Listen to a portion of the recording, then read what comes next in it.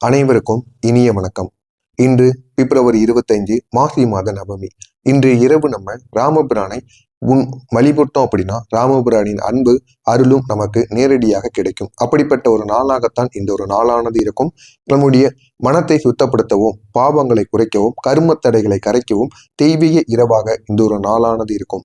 இன்றைய இரவு நம்ம ராமபிரானை வழிபட்டால் நம்முடைய வாழ்க்கையின் பாதையும் முழு திசையும் முழுமையாக மாறிவிடும். இந்த மாசி மாதத்துல வரக்கூடிய நவமி, இந்த ஒரு நாள்ல நம்ம ராமபிரானை வழிபடணும். இதனால தெய்வீக சக்தி நமக்கு முழுமையாக கிடைக்கும். முதல்ல நவமி அப்படிங்கிறது நவக்கிரகங்களின் தடைகள் நீங்கக்கூடிய ஒரு நாள். மாசி மாத நவமி என்றால் அண்ட சக்தி அதிகரிக்கக்கூடிய ஒரு நாள். இந்த ஒரு நாளில் நாம் ராமபிரானின் ஆசீர்வாத சக்திக்கு நேரடியாக இணக்கமாக மாறிவிடுவோம். மனக்குழப்பங்கள், பயம், கவலை அனைத்தும் அகல செய்யும். வாழ்க்கையில் அமைதி, நிம்மதி, ஒளி அனைத்தையும் கொண்டு வரக்கூடிய நல்ல ஒரு பவித்திரமான ஒரு தெய்வீக இரவாக இந்த ஒரு நாளின் இரவானது இருக்கும். எனவே இந்த ஒரு நாள்ல நீங்க ராமபிரானை இந்த ஒரு நாளில் வழிபட்டீங்க அப்படின்னா மன அமைதி 10 மடங்கு உங்களுக்கு அதிகமாகவே கிடைக்கும். கடினமான பிரச்சனைகள் கூட எளிதாக தீர்ந்துவிடும். மனதில் இருந்த பயங்கள், அழுத்தங்கள் அனைத்தும் உடனடியாக குறையும். தீய கனவுகள் எதுவாக இருந்தாலும் உடனே நின்றுவிடும்.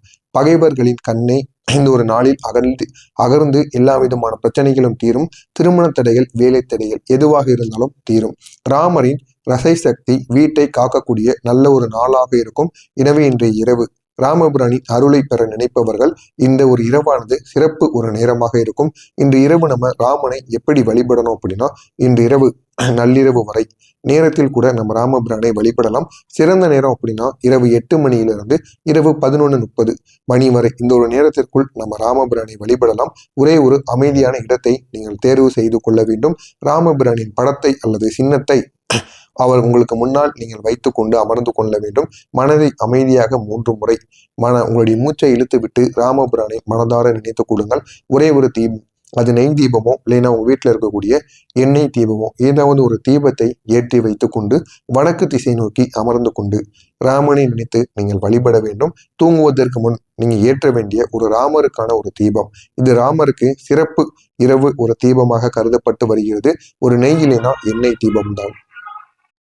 இந்த ஒரு தீபத்தை தரையில் ஏற்றக்கூடாது. ஒரு தட்டு இல்லைன்னா ஒரு ஓடு இல்லைன்னா ஒரு சிறிய மேஜை இதன் மீது வைத்துதான் இந்த ஒரு தீபத்தை ஏற்ற வேண்டும். தீபத்தை ஏற்றும் பொழுது சொல்ல வேண்டிய ஒரு வார்த்தை, ராமபிரான் அருளால் என் வீடு அமைதியாக நிரம்பட்டும் அப்படின்னு இந்த ஒரு வார்த்தையை கூறிக்கொண்டு இந்த ஒரு தீபத்தை ஏற்ற வேண்டும்.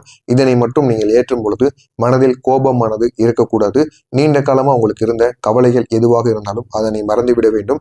மனதிற்குள் எந்த விதமான கவலைகள், எந்த விதமான ஆசைகள் எதுவும் இல்லாமல் இந்த ஒரு மந்திரத்தையும் இந்த ஒரு தீபத்தையும் நீங்கள் ஏற்றி பாருங்கள். அவ்வளவு நன்மைகள் நிச்சயமாக நடக்கும். இந்த ஒரு தீபத்தை ஏற்றிய பிறகு உங்களுடைய அனைத்து விதமான நன்மைகள், உங்களுடைய வேண்டுதல்கள் எதை வேண்டுமானாலும் நீங்கள் ராமபிரானிடம் வைத்து வேண்டுங்கள். நிச்சயமாக நீங்கள் நினைத்தது எதுவாக இருந்தாலும் அது உடனே உங்களுடைய வாழ்க்கையில் கிடைத்துவிடும். அவ்வளவு சக்தி இந்த ஒரு செயலில் இருக்கிறது. எனவே தவறாமல் இதனை நீங்கள் இந்த ஒரு நாளில் பயன்படுத்திக் கொள்ளுங்கள்.